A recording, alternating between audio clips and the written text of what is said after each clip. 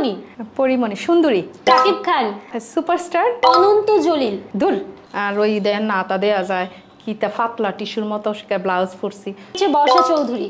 আপনি এত বিয়ে করে কি মজা পান? জায়েদ খান। কন্যা রাশি। আপনার ক্রাশ কে? আমার ক্রাশ আমার জামাই। আই লাভ জামাই। আমি তোমাকে অনেক বেশি ভালোবাসি। I love you. আমি ন্যাচারাল রাখতে পছন্দ করি, পোলারা আমার মেকআপ দেখে ক্রাশ খায়। আবি হামিম। আচ্ছা, তুমি বিয়ে কবে করবা? আমি হচ্ছে জামাই পাগল। আপনি কি আপনার স্বামীকে শো অফ করতে পছন্দ করেন? না। একটা কন্ট্রোভার্সি করার আগে আপনি কতদিন থেকে প্রি প্ল্যান করেন? না, করি না তো। আপনি কি সুবিধাবাদী? সুবিধাবাদী, হ্যাঁ অবশ্যই। আমি ব্যবসায়িক যেহেতু নিজের সুবিধা নিজেরটাই আগে বুঝবো।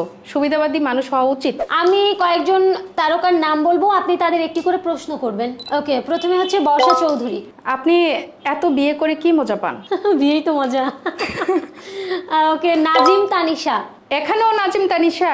আপনারা তো ছাড় দিবেন না আমাকে? কান ধরছি, এই নামগুলো যেন আর আমার কাছে না আসে। তারপরেও বলবো যে আপনারা দুইজন আপনাদের নামের সাথে মিল রেখে বাচ্চার নাম রাখবেন না ফিউচারে। আবি হামিম। আচ্ছা, তুমি বিয়ে কবে করবা? আচ্ছা, একদম লাস্ট আমাদের কিরিম আপা। কিরিম আপা, আচ্ছা আপনি বাচ্চাকে মেকআপ করছেন সেটাও ঠিক আছে, একটু সাজুগুজু করাইতে পারেন, কিন্তু বাচ্চার চুলটা আপনি কেন কালার করলেন বলেন তো? যদি ঘুম থেকে উঠে দেখেন একদিন আপনি ছেলে হয়ে গিয়েছেন, তাহলে বাংলাদেশের কোন নায়িকাকে ডেট করতে চাইবেন? কোন নায়িকাকে? আমার না পরিমণি সুন্দর দেখে পরিমণিকে দেখার ইচ্ছা আছে, বাট আপাতত ওনাকেই। মিথিলা নাকি অন্তরা, আপনার কাছে কে বেশি সুন্দরী? আমি মিথিলাকে কাছ থেকে দেখেছি, তাই আমি বলবো মিথিলা অবশ্যই সুন্দরী, কিন্তু অন্তরাকে দেখি নাই। যদি দেখে আমার কাছে ওকে সুন্দরী মনে হয় তাহলে আমি সেটাই বলবো। তানিশা আপনার কাছে গিয়েছিল সাজতে নাকি আপনি তানিশাকে নিয়ে গিয়েছিলেন সাজাতে? আমি নিয়ে গিয়েছিলাম। তাহলে ওকে এত বাজে করে কেন সাজালেন? আমার ইচ্ছা, আমি সাজাইতে পারি, বাজেভাবেও সাজাইতে পারি, সুন্দরভাবেও সাজাইতে পারি, আর বাস খাওয়ার জন্য বাজেভাবে সাজাইছি। বর্তমানে বাংলাদেশের কোন নায়িকাকে আপনার কাছে গ্ল্যামারাস লাগে? মিম। বিদ্যা সিনহা মিম। হ্যাঁ, আমার কাছে মিমকে একটু মনে হয় ইন্ডিয়ান একটা ভাইব আছে ওর মধ্যে, ফিগার, সচেতন, সবকিছু মিলে আমার ওকে ভাল লাগে। যদি আপনি সুযোগ পেতেন তাহলে বাংলাদেশের কোন নায়িকাকে এখন সাজাতে চাইতেন? কোন নায়িকাকে? তাহলে আমি অপু বিশ্বাসকে চাইতাম, কারণ উনি এই মুহূর্তে খুব বেশি পার্লারের প্রমোশন এগুলো নিয়ে আছে। তাহলে যদি আপনাকে মেকআপ করার সুযোগ দেওয়া হয় অপু বিশ্বাস এবং বুবলির মধ্যে, তাহলে আপনার কি মনে হয় দুইজনের মধ্যে কাকে আপনি মেকআপ করালে বেশি সুন্দর লাগবে? সুন্দর লাগবে অবশ্যই অপু বিশ্বাসকে, কারণ বুবলির নাক মোটা, নাক ভাল লাগে না, আমি ওনাকে সাজাইতাম না। মেকআপ করলেই কেউ সুন্দর হয়ে যায় নাকি আত্মবিশ্বাসী আসল সৌন্দর্য? এটা তো হচ্ছে সত্য কথা। সত্য কথা তো মানুষ পছন্দ করে না, মেকআপ করলেই সুন্দর হয়। আমি যেহেতু মেকআপ আর্টিস্ট, আমি বলবো যে আপনারা মেকআপ করেন, আমাকে টাকা দেন, আমার কাছে আসেন, সুন্দর হয়ে যান, মেকআপ করে সুন্দর হন। আপনার মেকআপ আর অন্য মেকআপ আর্টিস্টদের সাজের মধ্যে আসলে পার্থক্য কি? কেন আপনার কাছে যাবে মানুষ?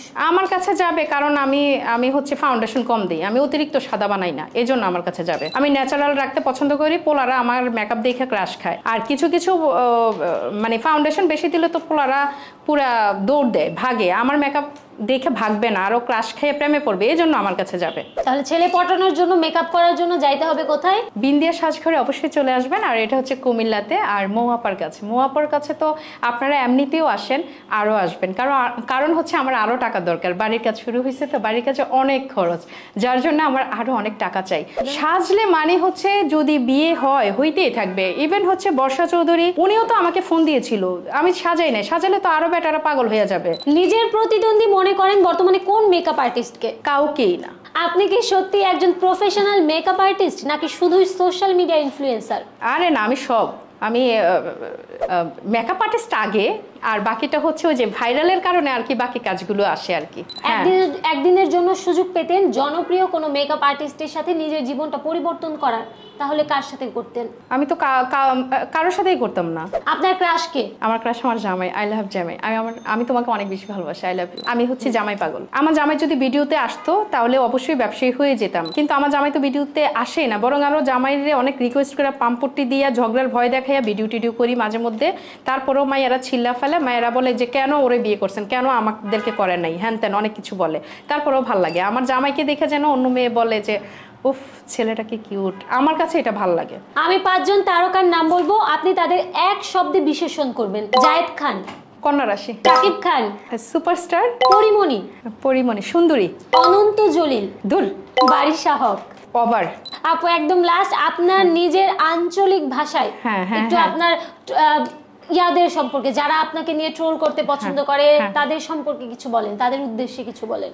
আপনারা এই বেশি বেশি করেন দেখে আর ভিডিওটি মানে এত বেশি জনপ্রিয়তা পায় আর কি। মানে যত বেশি আপনারা সমালোচনা করবেন আর গিবত গাইবেন তত বেশি আর আসলে ভাল লাগবো। তো আপনারা আরলে বেশি বেশি কইবেন, মানে আর খারাপ কথা আর যে শাড়িটা ফুটছে আরে ভাল লাগে না, আর ওই দেন না তা দেওয়া যায় কিতা ফাতলা টিস্যুর মতো ব্লাউজ পরছি।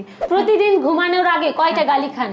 ওই যাও কুদুর খাইছিলাম, কিন্তু আরে বেশি ভালোই বাসে, গালি দেয় না। কি লেগে জানি আর মানে গায়ে আয় খুঁজি মাঝে মধ্যে, আর গালিটা কনও লাগে, কিন্তু আমি খুঁজছে ফাই না আর গালিটা কনও লাগে। আপনার ব্লু ক্রিম দিয়ে কয়দিনে ফর্সা হওয়া যায়? 7 দিনে। যদি 6 দিনের দিন জামাই দেশো না আইসে এই ব্লু ক্রিম, 6 দিনের দিন জামাই দেশো না আইলে টিয়া ফেরত দিমু। 7 দিনের দিন জামাই লইয়া হানিমুনে কক্সবাজার। আপনি আপনার জামাইকে কিভাবে পটাইছেন? যেমন এসে ইডিয়েট বানান লাগতাম বেটারে ফেসবুকে, বেটা ইডিয়েটের ভিতরে 3টে ভুল বের করতো, তার এই ভুলভাল ইংরেজি হইনা বেটা ফটছে। তাহলে ভুলভাল ইংলিশ বলেও মানুষকে পড়ানো যায়। হ্যাঁ হ্যাঁ হ্যাঁ। এখন আপনার জামাইয়ের উদ্দেশ্যে 2 লাইন গান শুনাই দেন। গান? হ্যাঁ, আপনার কণ্ঠ সুন্দর, আমি বুঝতেছি। আমি না থাকলে সংসার হে দুঃখ দিবা করে রে, আছি বলে বুঝো না রে কত করি মায়া রে। হইছে না? খুব সুন্দর। উফ, জামাই আজকে রাতে বেশি করে। আই লাভ ইউ জামাই।